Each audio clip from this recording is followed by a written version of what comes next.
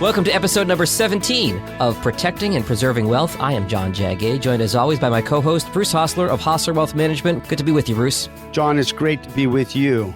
Bruce, I see we're talking about Arizona tax credits today. I've heard of tax credits, but let me ask you kind of a basic question before we get started here.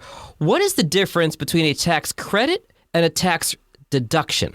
John, I would venture that most people do not really understand the difference between a tax deduction and a tax credit. A tax deduction allows you to deduct an expense.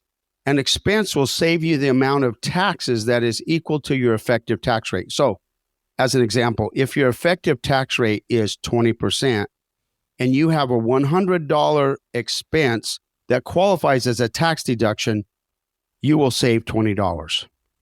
Okay, I think everybody enjoys a good tax deduction. So if I pay for a tax deductible expense, I can expect to save a portion of the amount I paid equivalent to my effective tax rate. Do I have that right?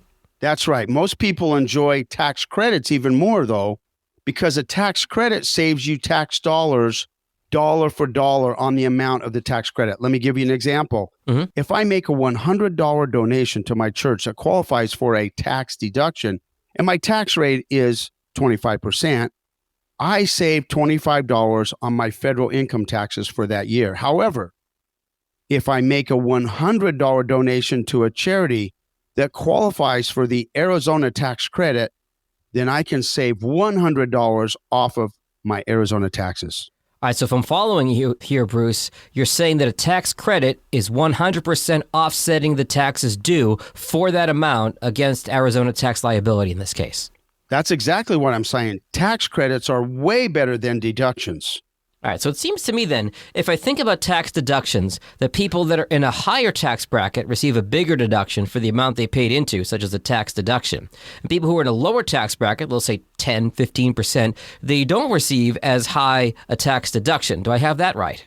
You're exactly catching on quickly. These people who are in a higher tax bracket receive higher tax deductions because their tax rate's higher. Therefore, the benefit on the deduction is higher, but that's generally for tax deductions on your federal taxes. Okay, and if I'm following this through here, no matter what tax bracket you're in, a tax credit will benefit donors the same exact amount, the full amount of the donation. So it benefits the lower income taxpayers just the same as the higher income taxpayers. It provides the exact same benefit to all taxpayers, 100% of your tax credit. All right, so let's zoom into Arizona specifically. The Arizona tax credits only apply to Arizona state income taxes, correct? Correct. So there are only a certain number of tax credits that are available to all Arizona taxpayers that help them offset their state income tax liability dollar for dollar. All right, Bruce, let's share 4 of the Arizona tax credits with our listeners so they can take advantage of these tax credits if they choose to. This is the time of the year to look at it, right? Yes, it is. Let's start with private school Arizona tax credits. So a married couple filing jointly can contribute as much as $2,483 and receive a tax credit dollar for dollar. If you're single, you can donate up to $1,243 to a private school donation. So if I have family members that are charitably inclined and they give to many different charities each year, what about the folks that can keep giving to some of the same charities? Many of them could benefit from using a strategic tax credit plan, correct? Yes, and the Arizona public school tax credit, this is a credit not as large as the private school tax credit, but with this credit, our listeners can donate to the Arizona public school, and only with this credit are you allowed to specify the program at the school that you want to donate support for. Okay. So, for example, my girls, when they were in high school, were in show choir. My boys wrestled and competed on the swim team. We were able to donate money to the schools to support those extracurricular programs, and they received every tax credit dollar that we paid to support the program. Oh, I love that. A parent can donate money to the school their child attends for the extracurricular program their child's participating in and receive an Arizona state tax credit dollar for dollar every dollar they pay in? That's right up to the limit for that category. Okay, there is the rub. The limit is $400, right? Yes, that's right too. So what other tax credit programs are we looking at today, Bruce? Today, we're also looking at the qualified charitable organizations, and these are very popular and primarily they help low-income children, individuals, and families. And you can donate up to $800 for a married couple, and singles can donate up to $400 and receive the tax credit. I like that one a lot. How many charities qualify to receive these types of donations? It's amazing. Literally hundreds. Think about it. Most charities are formed to help someone in need.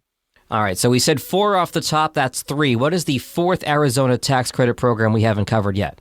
So we're going to talk about the Qualified Foster Care Organization tax credit. There's approximately 14,000 children in foster care programs in Arizona. Wow. These charities provide a wide variety of services like clothing, shelter, furniture, things like that to support these kids. All right, how much can be donated for this tax credit? So if you're married, filing joint as a couple, you can donate up to $1,000 and receive the tax credit for every dollar. Single people can donate up to $500. All right, so why is Arizona specifically providing all these different types of tax credits, Bruce? Well, think about it, John. The state is allowing Arizona citizens to control where their tax dollars are being allocated.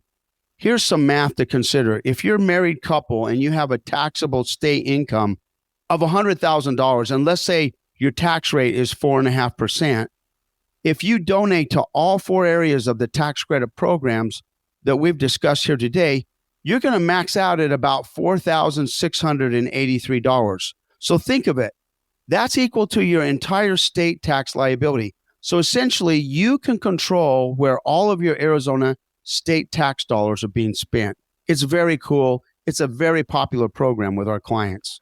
I love that idea, Bruce. Without getting, political here, you think about what the state does or what the Fed does, and you think about what they do, and you say, I can't believe they're using my tax dollars for X, Y, Z, depending on whatever your belief system is. This lets you essentially control what the state, at least in this case, is doing with your state income tax dollars. That is really, really cool. Any downside to these tax credits?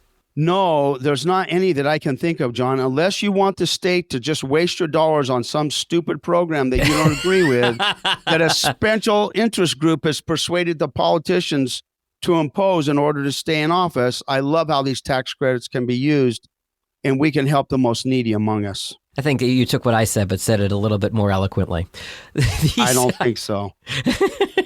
These Arizona tax credits do seem like a really nice way to be able to do good and still get a state tax credit. Again, dollar for dollar, as we talked about off the top at the same time.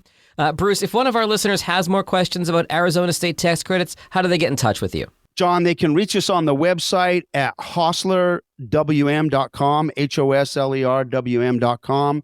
They can call us in Scottsdale at 480-994-7342 or in Prescott 928-778-7666. Thanks, John. This has been a great topic today. And I'm starting to understand why a lot of folks I know have moved to Arizona. Thanks, Bruce. We'll talk soon. All right. Thanks, John. Securities and advisory services offered through Commonwealth Financial Network, member FINRA SIPC, a registered investment advisor. Forward-looking commentary should not be misconstrued as investment or financial advice. The advisor associated with this podcast is not monitored for comments, and any comments should be given directly to the office at the contact information specified.